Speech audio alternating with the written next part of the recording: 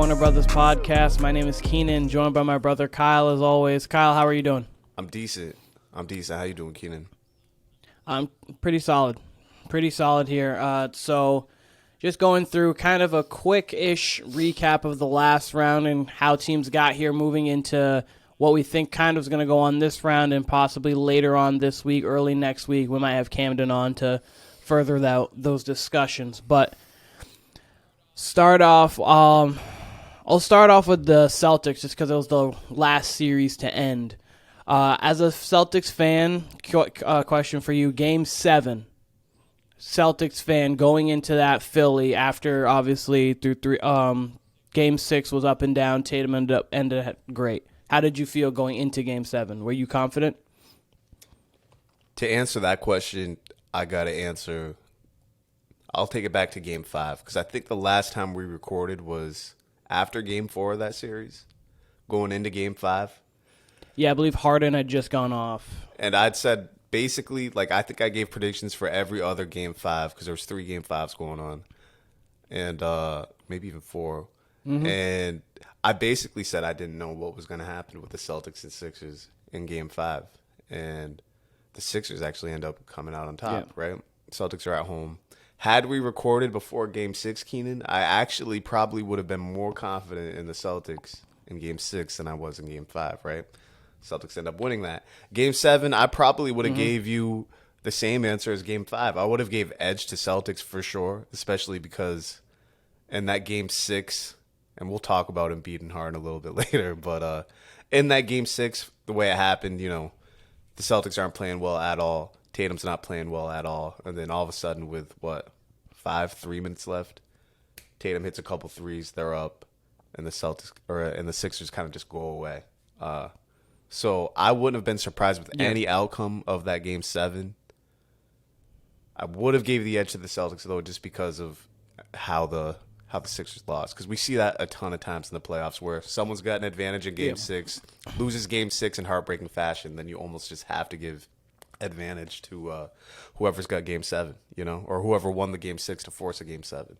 Very similar to, less dramatic, but the Ray Allen shot in Game 6 leads to an OT, leads to a Game 7 where, the Spurs put up a good fight, but you just got to give the edge to the Heat there.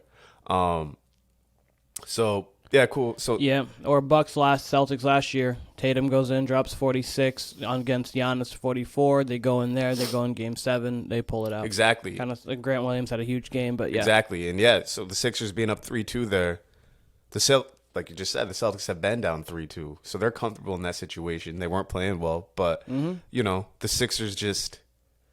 I mean, you saw it going into Game 6. The Sixers were complaining about the refs from Game 5. They were complaining going into Game 7 about the refs in Game 6. They just never really, along with their fans, never really had the winner's mentality. And you saw that with Embiid, and you definitely saw that with Harden. And then that takes us to last night. I mean, first of all, I don't want to go over Tatum already breaking Steph Curry's record with a 51. He just got unconscious. He was in fuego. He could not miss. You can just tell when Tatum just starts to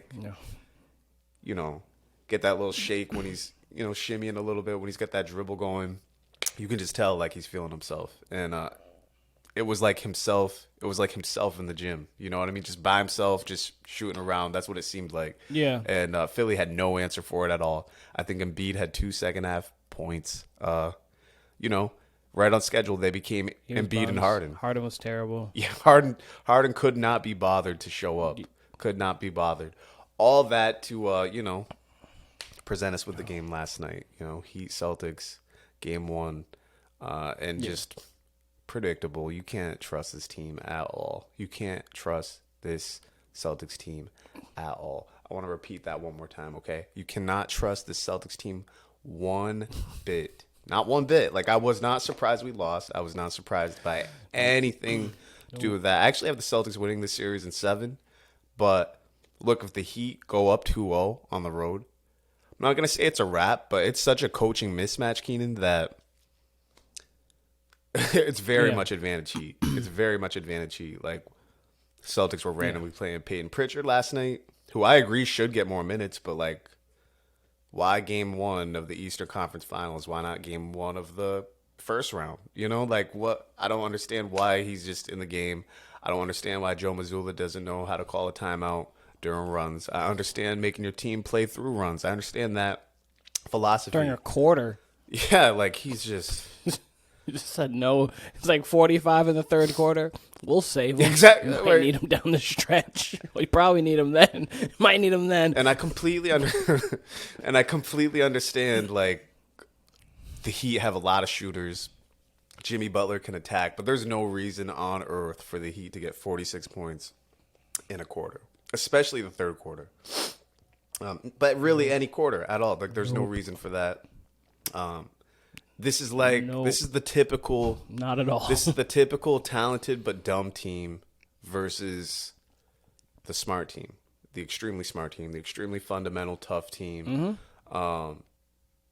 As I'm saying this, like I want to pick the Heat. I really do. I think the Celtics just have way too much talent, and they'll kind of dumb their way into the finals because I have a hard time believing it. But at the same time, if the Heat go up 2-0, it's almost like being up 2.5-0 because of the coaching mismatch. And I would think you guys get Hero at least by game 4. So, man, I just don't know. Possibly. I don't know. The way they were talking about it last night was that Hero might only be back for the finals. So that means the hand's not progressing as I thought it was going to be. But we'll see. We'll see, hopefully. I would love for him to be back by game 4, but we'll see. Yeah, I mean, I'll let you talk. I got tons that I could say about the Celtics and you know how they operate, but we'll let you talk about last night's game and such. Whatever you want to talk about over the last 8 days of basketball since we've connected. So game 6 couldn't have gone, and going back to the Philly Celtics. Game 6, I was super confident in the Celtics in Game 6 because I've been talking to a lot of people at work, and I was like, there's a better chance that the Celtics win Game 6 and lose Game 7 than lose Game 6 in my head. I thought there was just, when their backs are against the wall and they have to fight, that's when they're good. They seem to be lax when they're not. I don't know why. But Tatum played the worst 3.5 quarters I've seen him play, and then 12 points down the stretch with 4 threes, and then like the last stretch, and over the last like 46 minutes of basketball he played in that series, he scored 63 points, over 63, 60% from the floor, and 67 from 3. So like that was why they won Game 6 and 7, because Tatum got super hot and then he kept that unconscious streak. And you were talking about Tatum, and like when he has that rhythm to him, he feels like it's so effortless. It's like Durant.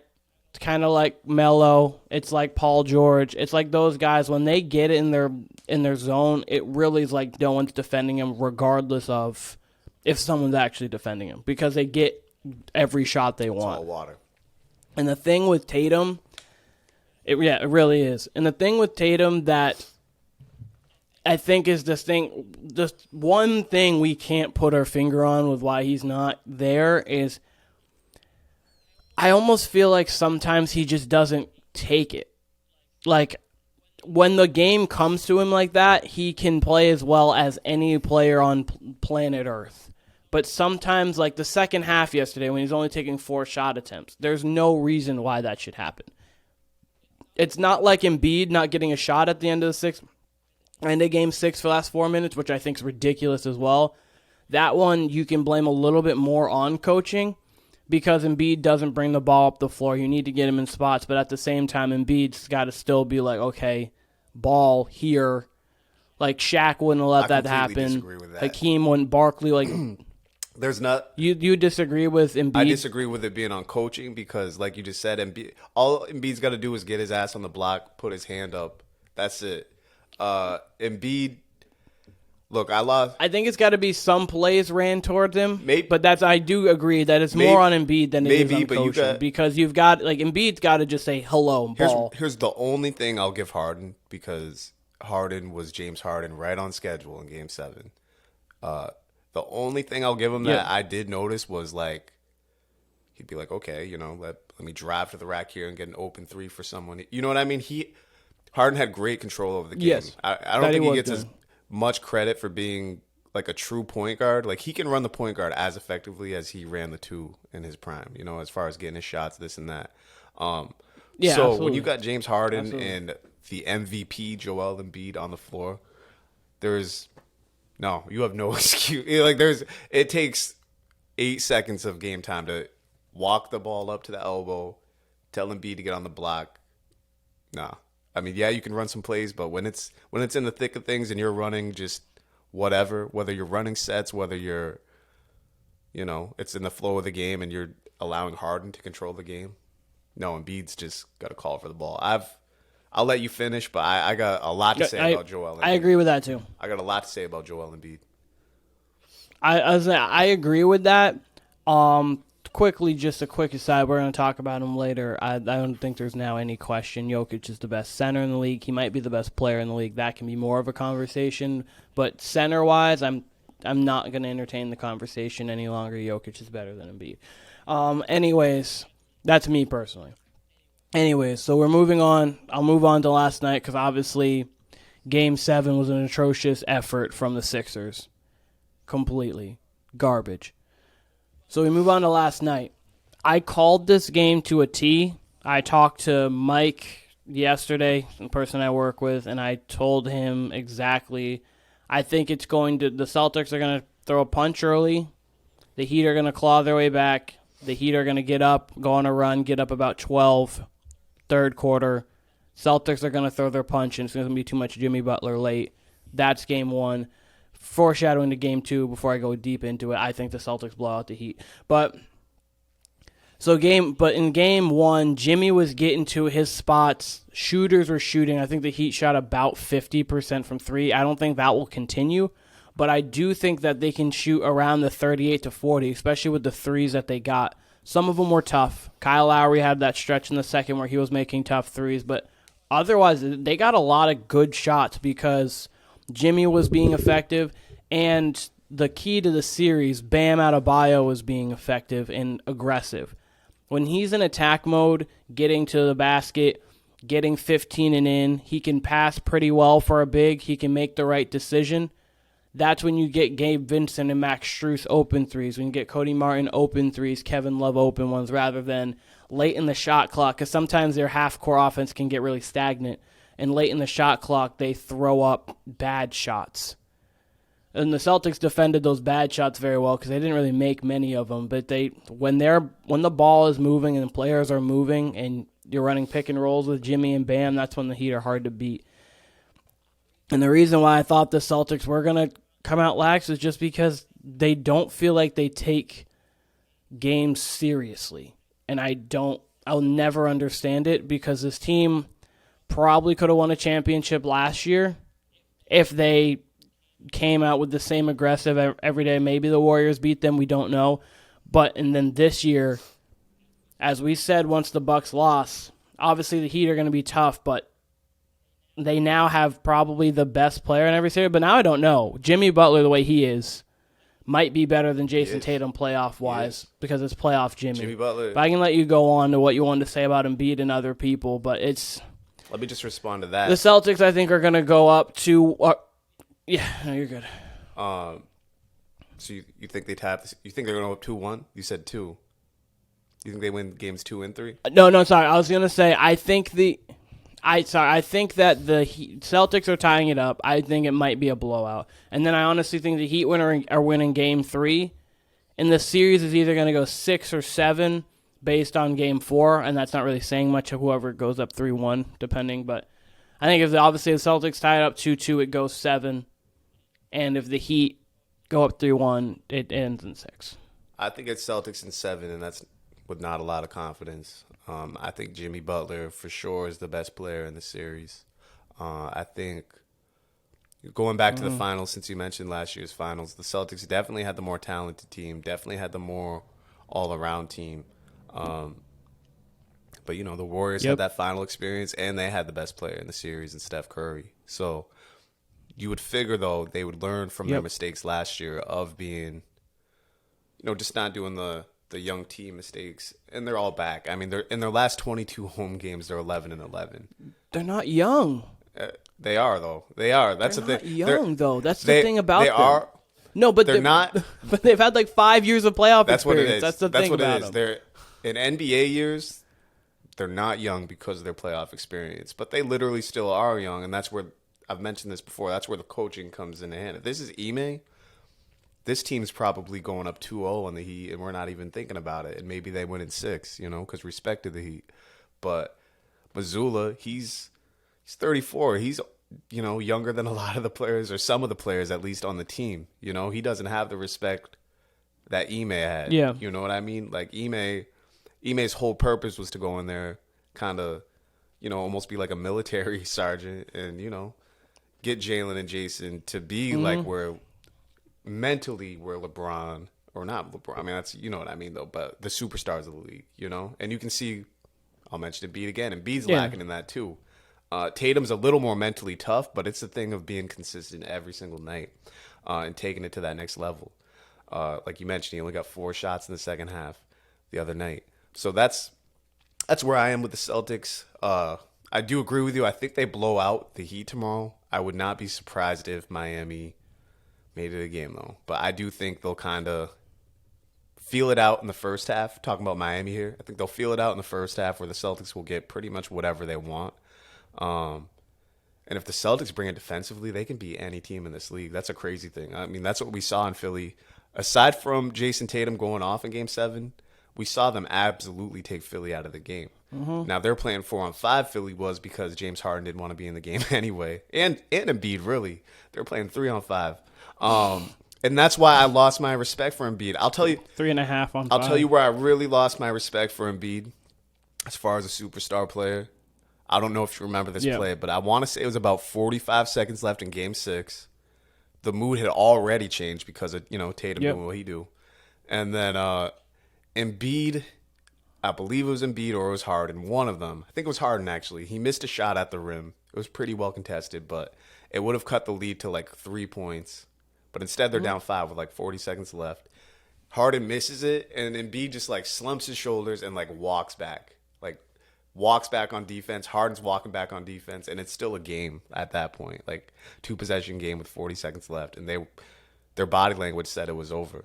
And right there, I was like, yeah, they're not winning Game 7.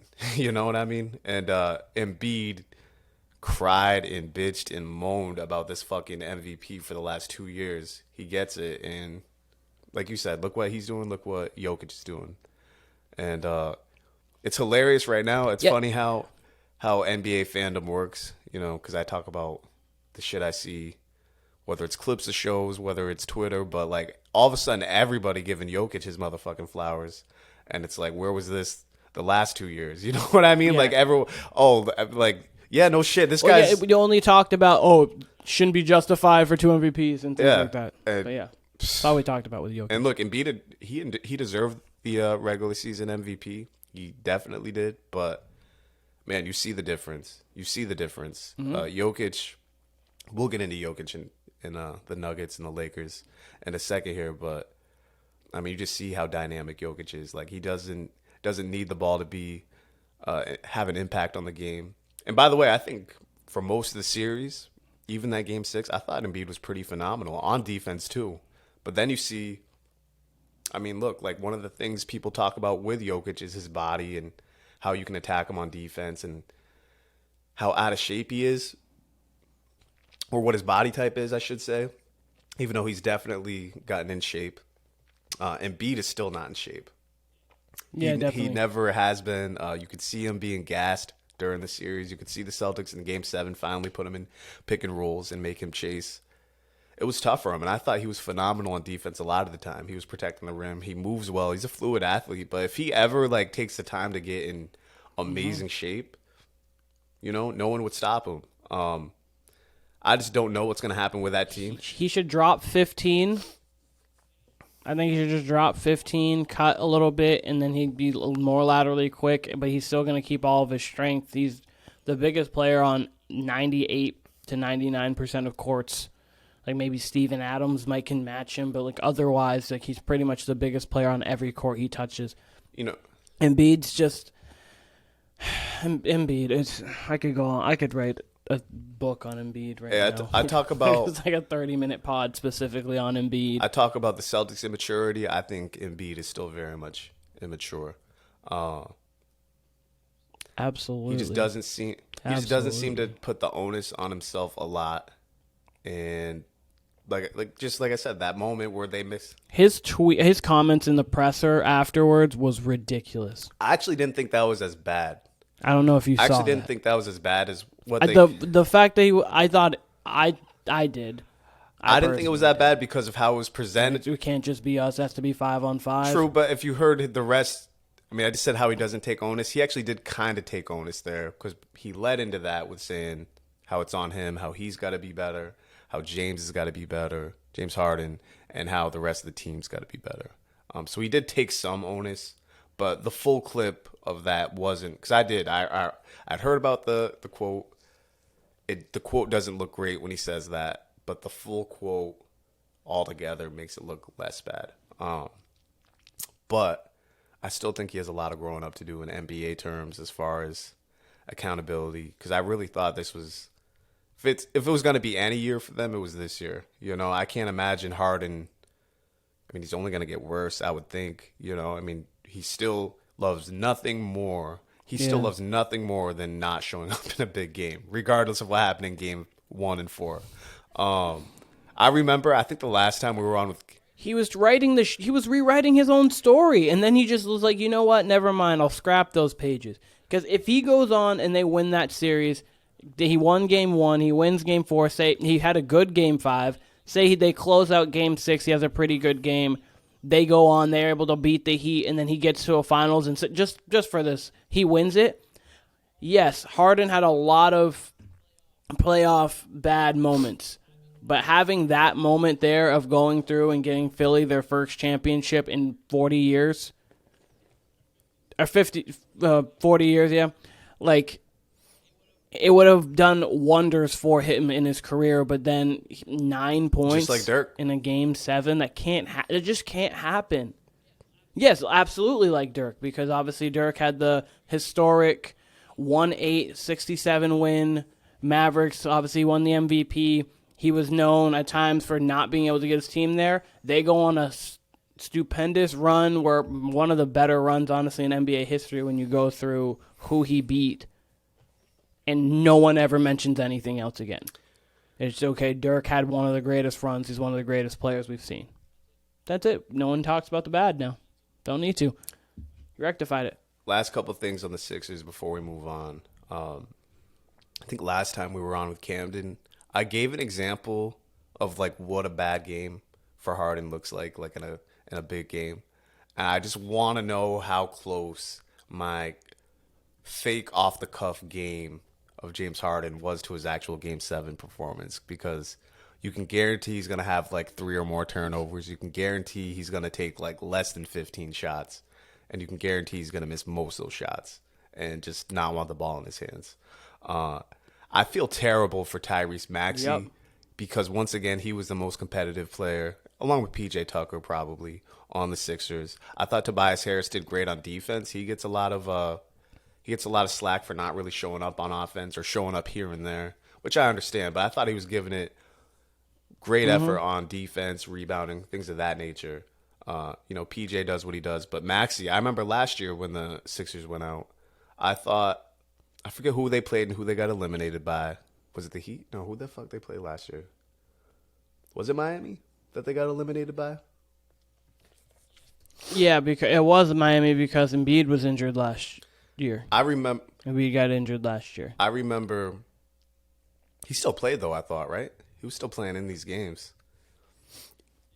Embiid, I believe Embiid, if he did, he must have played like at the end of the series. I believe because he was out for at least the majority of the series, because I was going to have a bet with NATO last year, but I took it off because I figured with Embiid being injured, it wasn't really. Because I remember they wanted to lose to Toronto in the first round. But anyway, I remember in the elimination game last year at home, I remember thinking to myself, the only two players who gave a fuck were Tyrese Maxey and Shake Milton. And then this year, I mean, Embiid couldn't be bothered in Game 7. Harden, obviously, like we said, could not be bothered in Game 7. And Maxey showed up and threw at our boy Steven Esteban Ramos. I threw at him because Maxey's his favorite player on the team. I said, if it meant giving up Maxey, would you take Dame Lillard back? And he basically said, yeah, like he wouldn't love it, but, you'd have to do it kind of thing. And that's the kind of player Embiid needs, Dame's a dog. He's not going to will under the pressure. And, I think that would do wonders for Philly, having someone like Lillard there. He's a true leader. But we can move on to the next series if you would like. I just want to quickly, just because I did a little bit of looking into it. So, the Heat beat them in 6 last year. Embiid did not play in the series. I don't remember that. Game 4 was a big game for Harden. Game 4 was a big game for Harden. Game 4, Harden had like 16 in the fourth. He ended with 31. And so people were like, oh, he tied the series up. Can Harden actually do something again? Then they got blown out in Game 5. Harden had 14 points off of 5 of 13. Was bad there. And then Game 6, they lost by 9 in Philly. And Harden had a smooth 11 points, 9 assists, 4 of 9 from the floor. Maxey went out gunning, went 9 of 22. Oh, Embiid was back for that game. That was right. Embiid came back for that game. He was 7 of 24. So classic. But anyways, Embiid was out for a majority of that series, and that's kind of what. But yeah, we can move on to the West. Let me ask you a question before we get to this series. Okay, what's up? It'll tie into the Lakers winning the prior series. What do you think the Warriors need for their next season? Like, what do you think their offseason looks like? What would you like to see from the Warriors?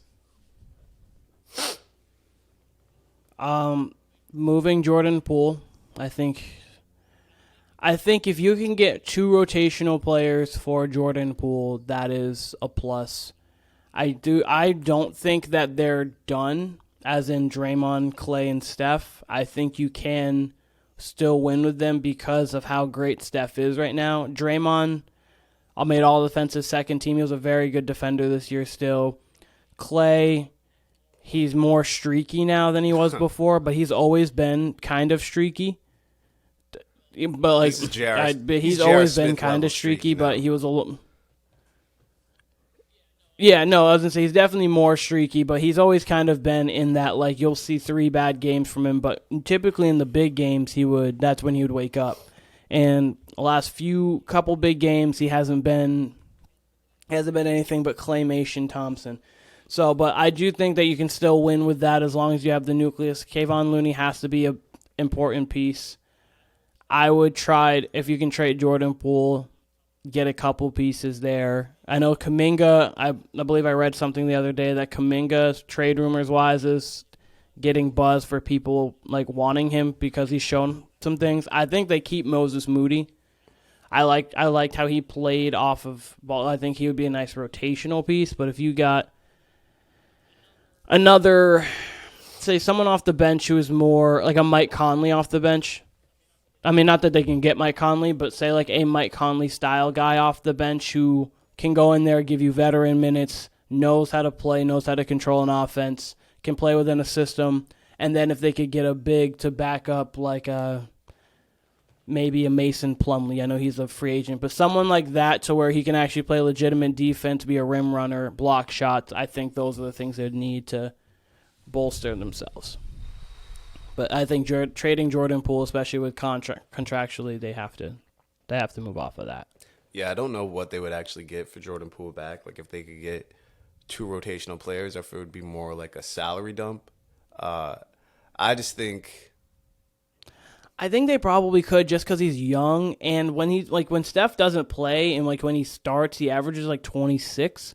So I think there are teams who are in a rebuilding mode to where they have enough, which is why like Utah comes to my head. Like they're in that kind of building mode to where I think that he could be a nice piece there. But there's like a select few teams that it could be, honestly. Either that or maybe like a Houston. I could see him in Houston. But again, I don't know what they have really for their roster's not coming to my head real quick. I don't know what they have for rotational pieces for them. But like a team like a Houston or Utah or something like that, I think would be his best location.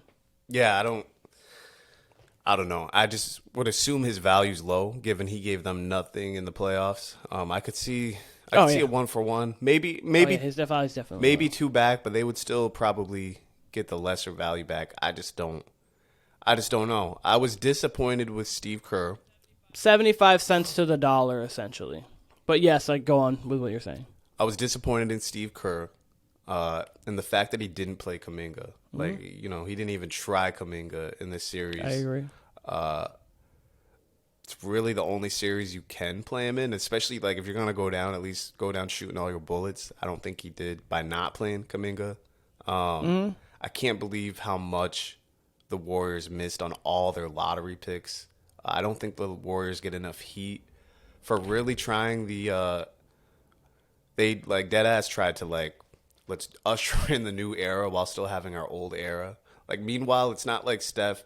It's not like they were at the point in their career where Tim Duncan, Manu, and Tony Parker was when Kawhi like really started to emerge. You know what I mean? Yeah. It'd be one thing if they were all in their late 30s. They're still in their early 30s. Steph's in his mid 30s now, but like Steph's still.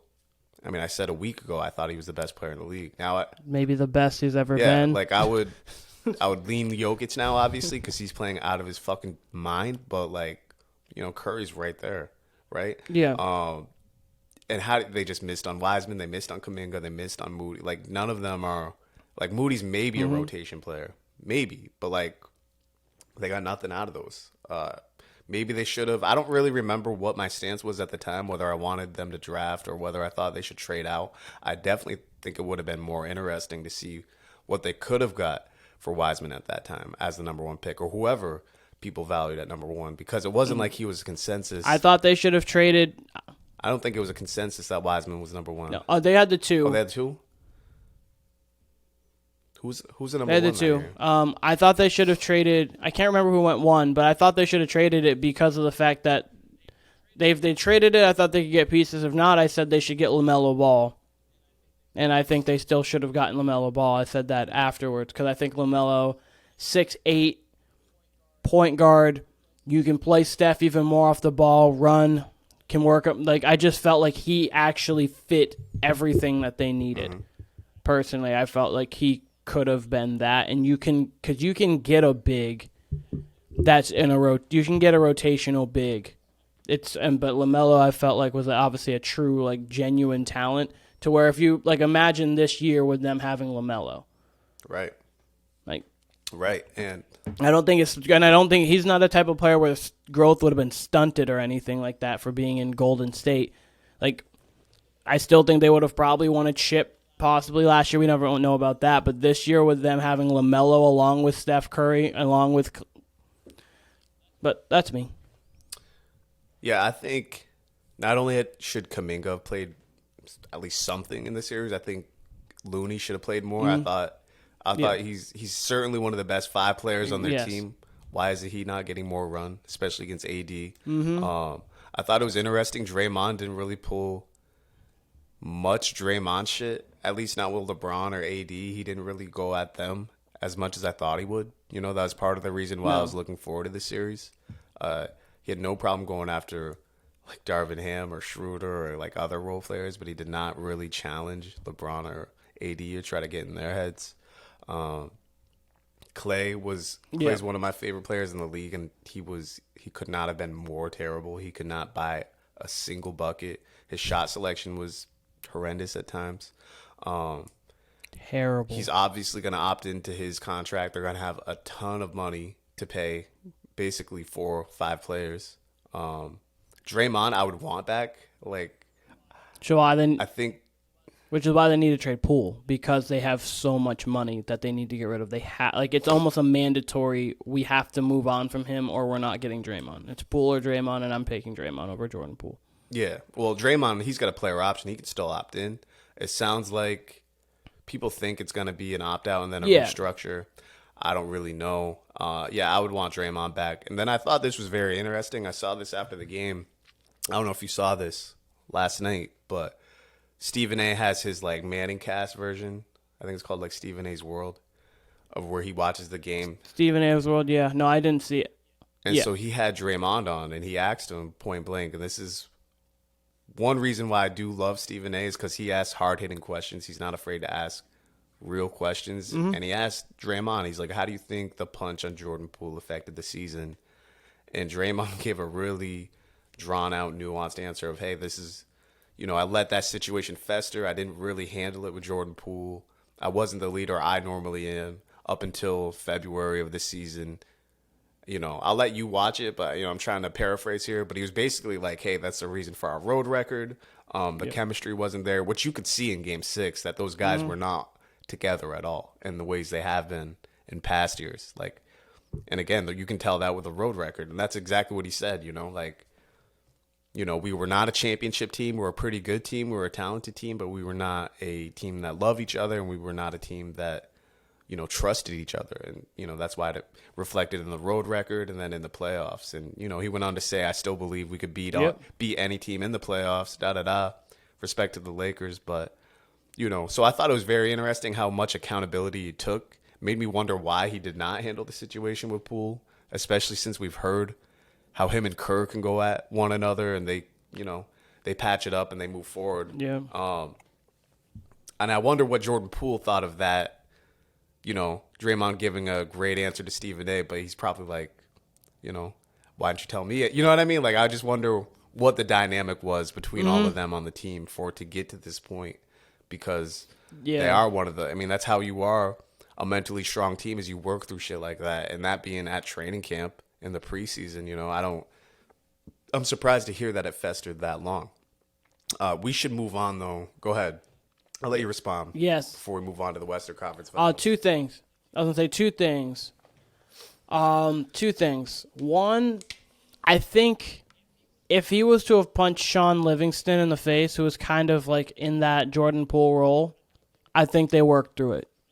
I think it might be because of how young Jordan Poole is, and the Jordan Poole really does feel like a me first kind of guy. Like, you can, like, by his shot selection at times, by his, like, I don't know. There's just something about him comes off as almost like a me first kind of guy. I could be completely wrong because I'm not in the locker room or anything. But I feel like if he punches Sean Livingston in the face, an older guy who's kind of in that same role, I feel they work it out. So I think a part of the reason it was because it was Jordan Poole, a younger guy who is, I don't mean this even in a terrible way, but entitled, feels like, okay, I'm a very important part to this team. You guys aren't going anywhere without me.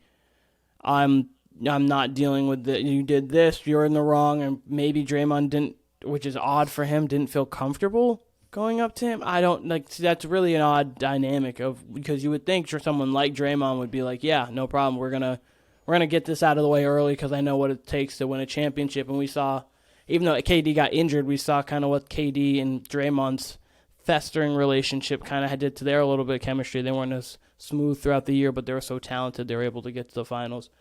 That was one. And two, I wanted to quickly run through something because I wrote down some stuff to talk about before, but we didn't end up podcasting on Sunday. Game 6 of that series showed me like 4 things.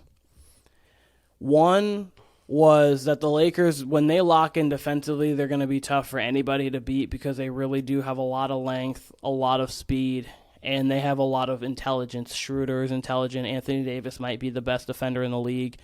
LeBron can still play some defense at a pretty high level, too. That was one. Two was Klay Thompson needs to look in the mirror this offseason and get back to what he was doing, because he had a good stretch throughout the year, but he's been, as we said, J.R. Smith streaky. 3 was Steph. A part that I took away from Steph was he ended with 32, 6, and 5, even though he shot terrible from 3 and really wasn't that efficient from the floor. 2, the fact that he was still able to get 32, I understand the game was in the balance, but still, those are games in the past that Steph would only score 17 and be like a non-factor in.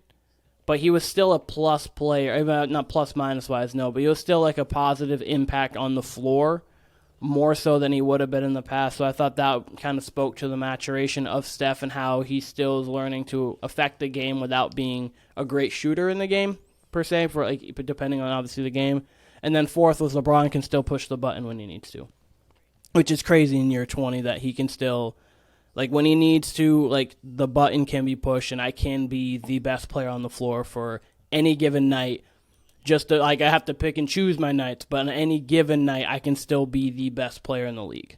So those are the kind of 4 takeaways I had from Game 6. I'll let you respond to that, and we can move on to the actual series at hand now. What was the first point you made before Clay, Curry, and LeBron? Oh, Lakers on defense. The Lakers first on point that defense. I made, the Lakers defensively. We'll talk about that in regards to the Nuggets. Yep. Clay very much should be in the Jordan Poole role as a 6-man, I believe. He's very much a role player. I haven't heard that at all, but that's very interesting. I mean, that is very interesting. Saying having come he back, played that's like interesting. dog shit. He played like dog shit. And Kerr really even said, like, he basically said in as nice a possible way, like, Clay's got to be in shape. He's got to come in to training camp in shape, ready to play, and not come in out of shape like he did this year. Like, he called Clay out. I thought Curry, who has all of a sudden no problem now within the last couple of years getting to the rim at will, I would have liked to have seen him go into, and it's not his game, but I would have liked to have seen him go into like a Dwayne Wade type of mode where he was just getting to the rim, drawing fouls, because he could get to the rim whenever he wanted in that game 6. You know what I mean? And he did it a little bit, but you are who you are. Yeah. But I would have liked to seen him attack the rim more. I think that would have gave them the best chance if he just would have went screen and roll, attack the rim, and to see what happens, because, you know, not much was working. What was the last point you made? Oh, LeBron. And then the LeBron can still push the button. He definitely can. He's definitely still hampered by that foot, you can see, because he's not nearly as explosive. Yeah. So I don't know if he can be the absolute best player. I thought that was a great LeBron game. But he can definitely get, like, you know, if prime LeBron's an A++, he can definitely get to the A level, I believe. I don't even know if he's at an A+ yet. But he still has great command, great control of the game. He's just on, like, another plane and tier when it comes to IQ. And that is why I think he still can be. It has no, like, athletically, he's obviously not there, and you can tell the foot kind of hampers him on some drives, but it's the fact that he just knows how to control the entire game now to hit and put it at his pace, so he can make himself the most, like, effective player on any given night because he can control it. Obviously, someone like Steph or someone like Jokic, who he's playing now, and maybe Tatum or Butler, they can match that. But it's just, he just is so great. And the fact that he's doing this and he's been in the league for 20 years is it's crazy. It's really only Tom Brady you can compare it to, and that's that. Yeah, it's phenomenal. And I think he's the most important player for the Lakers. I don't think, like, I thought Anthony Davis was the best player the other night in Game 1. And here we'll transition to the Nuggets and Lakers. If you would have asked me before the series, I would have said I think the Nuggets win in 6, and I still believe that. I think the Nuggets actually go up 2-0. I think tonight's a must-win for the Lakers. I think they'll get at least one at home, but I think the Nuggets go up 2-0. That being said, you know, I've talked most of the season about how the reason why I love the Nuggets is because how efficient they are on offense. They can get whatever they want at any point in time on offense. And the only time we've really seen it disrupted was in that fourth quarter of Game 1, where it looked like that's the first time I've really seen them struggle to get shots. That being said, Jokic damn near put up a 30-20-15, right? He had over 30 points. He had over 20 boards. And I think he had 14 assists. Like, he does whatever the fuck he wants out there. Yep. You know, we talk the biggest thing about the playoffs with coaching is adjustments. I think eventually the Nuggets, whether it's tonight, whether it's later in the series, will make adjustments to what the Lakers are doing on defense. I think we're going to see more Rui Hachimura for the Lakers. I don't know what he's listed for his height, but he looks like he's about 6'10". Like, he looks like a true power forward. I think he is listed at 6'10". That was a great trade for them, given that he was a lottery pick and he wasn't doing nothing in Washington. And he's truly, like, not reaching his potential, but he's flourishing for the Lakers. LeBron and AD seem to trust him a little bit. Yes. I do think AD is their best player at this point. LeBron's their most important player, but I think AD really is the 1A right now in terms of production. One thing I would say though, if they don't win if he's not, in my opinion. If you gave me the option, like a whole series, like no one series if he's right. not. But yeah, because I go on. Jokic is just playing at such a high level right now. Before the series, if you would have gave me the option of like just blank team and I can have either just Jokic or both AD and LeBron, I'm taking Jokic over AD and LeBron. I think that's how high of a level he's playing right now. I think right now, and again, I said 2 weeks ago that Steph Curry was the best player on the planet. I think Jokic is now the best player on the planet. I truly do. I think they get to the finals. I think it's them versus the Celtics in the finals. They have a true home court advantage. I would not be surprised, though, going back to the matchup I just said, it very well could be Denver-Miami Heat, and I saw a tweet last night that said if it's Denver versus Miami Heat, that finals will be held on NBA TV. I thought that was great. But, look, the Lakers got it cut out for them with Jokic, with Jamal Murray. He's playing at a high level. Michael Porter Jr., who he's not a disappearer, but he's not going to give you the scoring production every single game. He's more scoring production every other game, but I am seeing more from MPJ on defense. Yep. He's definitely helping on the rebounding side of things. Who the fuck else they got? Bruce Brown playing well for them as the backup point guard out of nowhere. He was like the power forward. Aaron Gordon, who I'm really interested to see how he does on LeBron down the stretch. Yeah, Aaron Gordon's a weird one. Caldwell Pope and Jeff Green are really the other ones. Aaron Gordon's a weird one. I'm surprised they haven't played Reggie Jackson at all. He was like their big buyout move.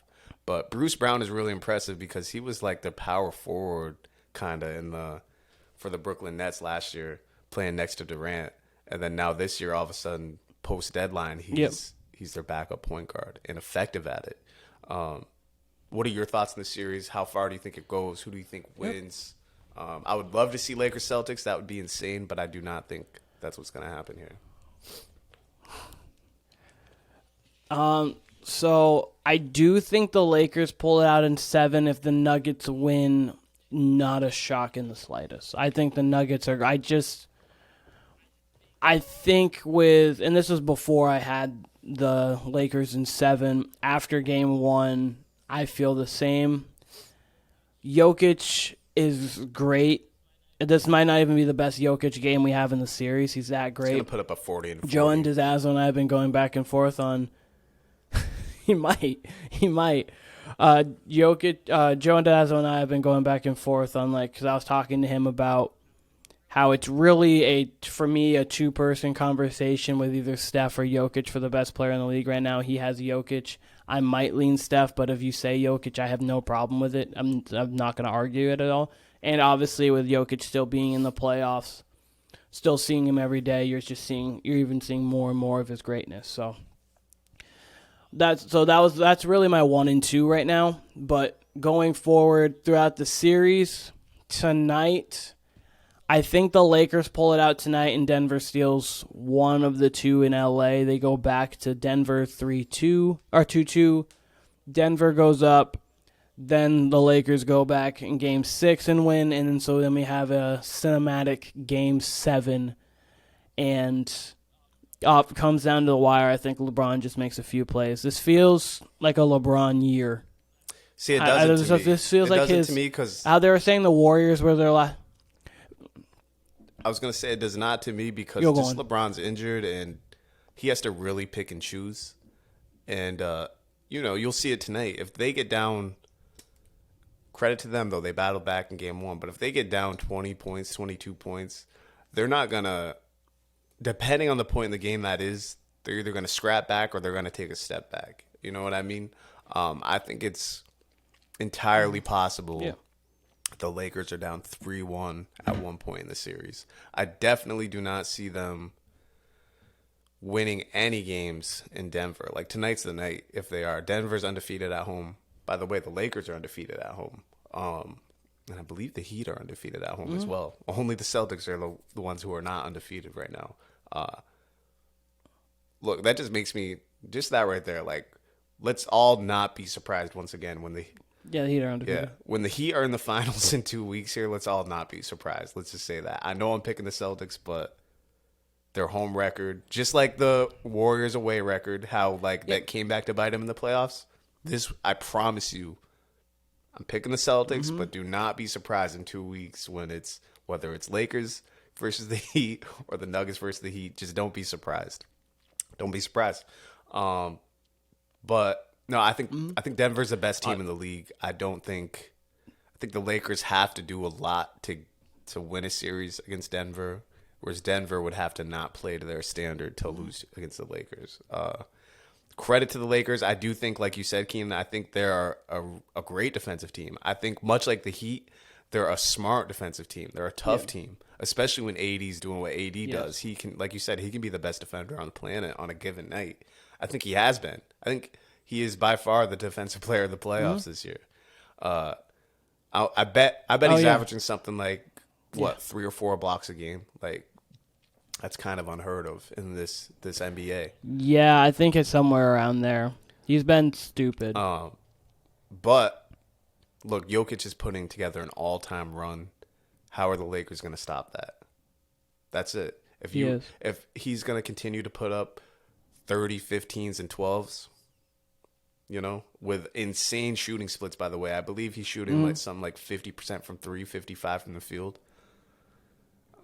There's no stop. You have to actually literally make him, do what Embiid did. He has to play below his level for them to win, And if he's doing that, at least we've seen him. If he's got to score it all, he'll put up 50 on you.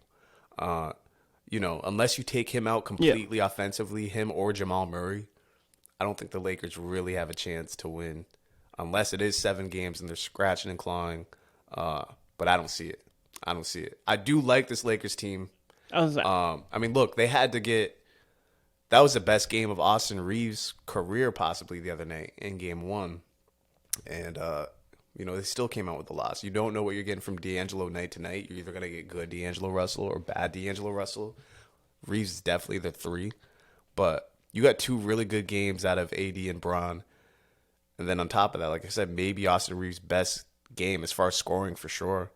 And what did it amount to? The Nuggets still held on and won. So, they're going to need at least 5 guys to give them true offensive output every night, because otherwise it's going to be a quick series. There's a world where I think Denver gets LA out in 5. But props to LA's defense. Props to, like you said, LeBron.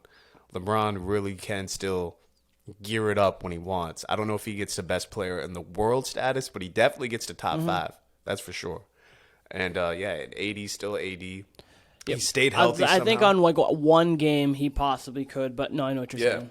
I know what you're saying. He's right around that top 5 conversation for sure. Knock on wood here, but AD hasn't gotten hurt yet, so I don't know. Things are still looking up for LA. But tonight is a must-win in my eyes for the LA Lakers. Okay, so a couple things. As you were saying, you didn't feel like this is kind of meant for LeBron this year. As I was saying, the Warriors were talking about their last dance, but I didn't think that it was, just because I know, obviously, money-wise. I feel like this might be LeBron's last legitimate chance to win one. So it kind of feels like he almost feels that. And the way he's operating right now, I think that they can get it done possibly. I don't know. I think LeBron's playing at a... It'll be interesting. You said the NBA TV thing. I was just going to say, I think... Go on. The way he's operating, I think he's playing at a B-plus level right now. I don't think he's... Yeah, and I think he's gotten better per series. So I think he might be better this series and then better next series. I mean, I don't think he played that well in the Golden State series, which is why it's more embarrassing that they lost. I don't think they played a particularly great Lakers team. AD gave them... I mean, that Game 4 with Lonnie Walker, it was Lonnie Walker who beat him. You didn't get a good AD or Bron effort. Bron brought it in Game 6. AD certainly in Game 1, but, man, the Warriors got to be kicking themselves. I'd say LeBron averaged, I think, 25, 10, and 5 for that Oh, I know. series. And he shot like 50-ish. I get that. His numbers were good. I'm just saying, like, I think he played a very good His numbers series. were good, but you weren't. It wasn't like prime LeBron when you're like, okay, LeBron's doing everything. LeBron's doing this on defense. Okay, LeBron's he on doesn't the have that boards. anymore. LeBron's assist numbers are way down, which means he's hardly getting to the rim. LeBron's really just a transition player, especially in that Golden State series. He was doing most of his damage in transition. In the half court, he was really scaling it back a lot.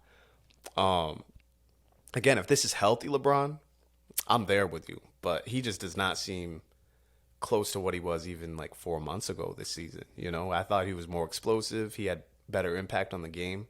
Now, I think because he scaled it back in the Golden State series, I think we are going to get more of that in this Denver series. I just don't know if it's going to be up to the LeBron we're used to. I think he can get like 85, 90% of the way there, but I don't think he can get to 100%. But like you said, he can still kind of bring it on defense when he wants. But I don't think he's going to have the total impact over the game. But we'll see. That's what I can't wait for. We'll get to see tonight because tonight, again, I believe is a must win. If they don't win tonight, I don't want to call it over, but it's damn near over if Denver wins tonight. So I think we're going to see LeBron's possible best effort tonight. I think we're going to see AD's best effort tonight because they're going to need it. They're going to need it. And they played a pretty great game one between the two of them. Keep going. Yeah, I think that I do think that tonight is a very big game for the Lakers. I believe tonight's also going to be more indicative of what the series is going to look like rather than game one. I mean, both teams shot over 52% from the floor, over 44% from three. Like, it was just an efficiency expo in game one. I think this game is going to look a little bit closer to what the rest of the series will look like. So I'm really interested to see how this game goes. And what I was getting to was if LeBron does get to the finals against, say, the Celtics, a Lakers-Celtics finals with LeBron James there against a team that he's seen multiple times in the playoffs and the Celtics would be crazy.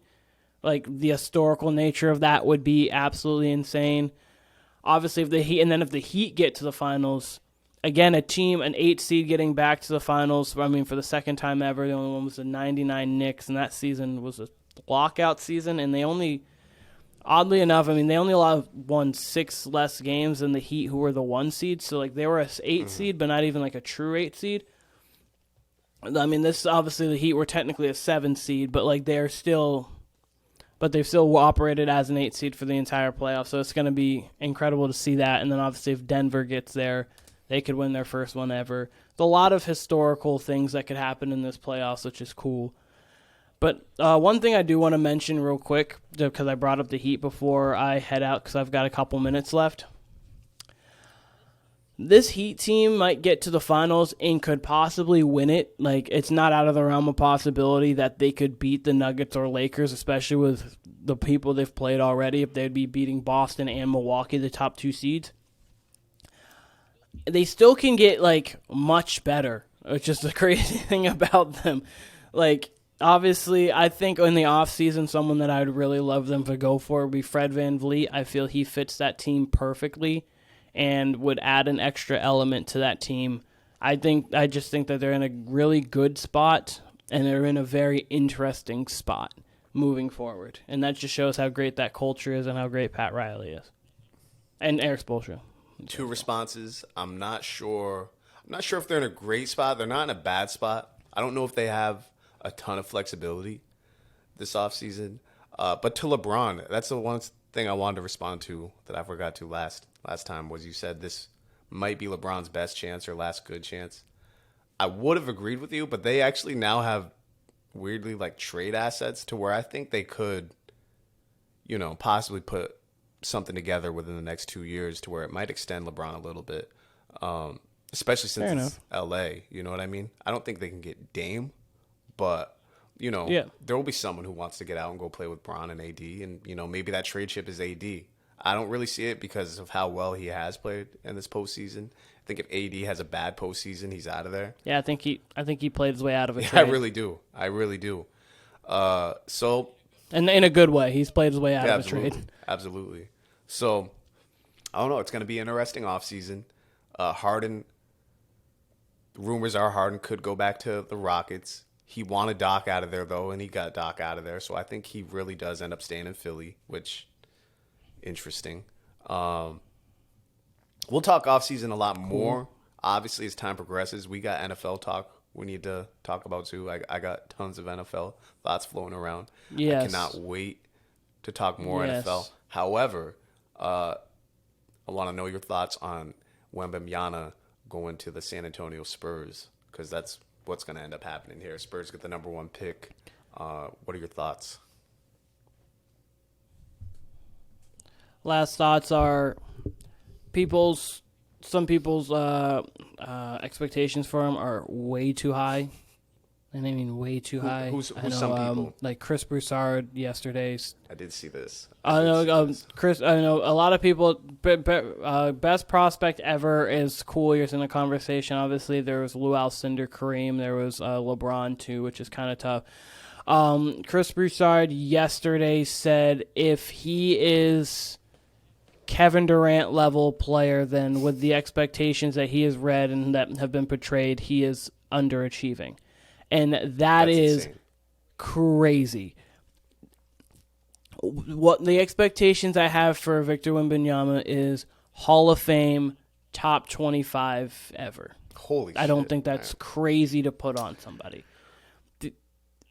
I don't like. I mean, that's from what I've gotten, and like obviously injury is, but from what I've gotten, that is the top 25 potential and like obviously MVP caliber player for years to come. I mean, because top 25 is Dwayne Wade. I've still never gotten an explanation. Like I think Dwayne. I've still never gotten an explanation on why you thought Brandon Ingram was going to be a top 25 player of all time, but. Yeah, no, that one was a little wild to me. That one was just more so. I don't know. I couldn't give you an explanation on that. Sometimes you swing and miss when you say random things. I just never got an explanation. You hit. I just never got an explanation. That's all. The explanation was I I thought that him is top 25, and then years later, never got an answer. I thought that he was gonna. I thought he was gonna progress. I thought he was going to be because I felt like he was going to be a Paul George level. I thought he was going to be a little bit better than like a Paul George level, and then obviously with that comes good situation, winning, and all that good stuff. And it just because top 25 means you're player. like at least He's nice. Top 25 means like you're a contender by year 3 or 4. Yeah. Like and Luka he looked. zone. I mean, he had some skills. He had nice, but yeah, no, Yeah, no, you're right. I mean, well. Yeah, I understand what that means. Yeah, it just didn't. It just didn't happen. Like I was to say, I've been like bad on some, been phenomenal on some others. But yeah, Victor Wembanyama. That is, I would assume, like yes, top 25 and MVP caliber, perennially potential. I think the Spurs got the part 2. I mean, I don't think he'll be this great. I don't know if he'll be this great, but they got their like part 2 of Tim Duncan. Essentially, like they bad, and then they got like the number 1 prospect, and obviously Tim Duncan in 2 years they won a championship. That was a lockout season, but I don't think that's happening in San Antonio now. But I do think they've got their franchise, hopefully for the next 15 plus years, at least for the next 5. It all depends on how it goes. Yeah, he very much wanted to be a Spur because of the French connections with the San Antonio Spurs, like Tony Parker, Boris Diaw, blah, blah, blah. So, yeah, it seems like he does have a home there. Pop now, I told Steven, Pop might, like, coach till he dies now. I think, I don't know if you heard the Woj quote. Same way with Bill Belichick next year gets Caleb Williams for somehow. Right. They keep Bill Belichick will coach until he dies. I don't know if you heard the Woj quote. He said something about best prospect ever. I'll address that in a sec. But he said something about there's people around the league that think by year 3 he could be the best player in the league. I think that's fucking insane. No, that's insane. That's what I'm saying. Because and that's why Chris Broussard said by everything that he is saying, there we are. If he is like Hakeem Olajuwon, Kevin Durant, he is underachieved. That's the most insane. And if this man is Hakeem Olajuwon, that's the most insane thing. A top 12 to 13 player to ever play. That's a great career. I'm sorry, we should need to stop doing this. LeBron, I understand, had super high expectations, and he outlived those expectations incredibly. Because his LeBron, but saying that this guy has to be now Shaq plus already, that's crazy. That is crazy. Chris Broussard just be saying shit sometimes, and that's one of the most insane things I've ever heard. Look, LeBron, crazy. People were trying to say, I know Zion probably had the most hype since LeBron, but this kid has more hype than Zion, I believe. Mm-hmm. All right.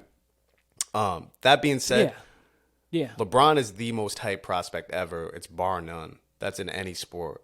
All right. I will say though, the more I see Wemby highlights, I don't think it's crazy to say he might be the best NBA prospect ever, just because he's 7'5" and is a true, let's just say he had no guard skills, right?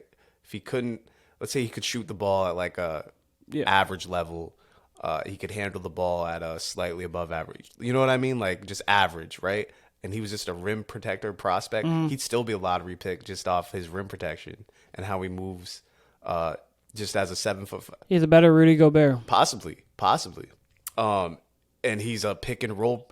I'm just saying, at worst, if that was the case, he's a better Rudy Gobert. Yeah. So, I mean, obviously, that's a great pick. And for defensively. He's got an 8-foot wingspan. He's 7'4" or 5", with potential to grow.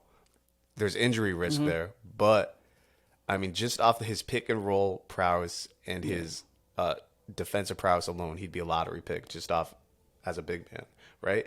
Now let's take his big man skills. Let's say those are average. Let's say he's not strong on the post. Let's say he's not really a pick and roll threat. Maybe he wants to be more of a pick and pop guy. Maybe he's more in the Porzingis mode where he's not as tough.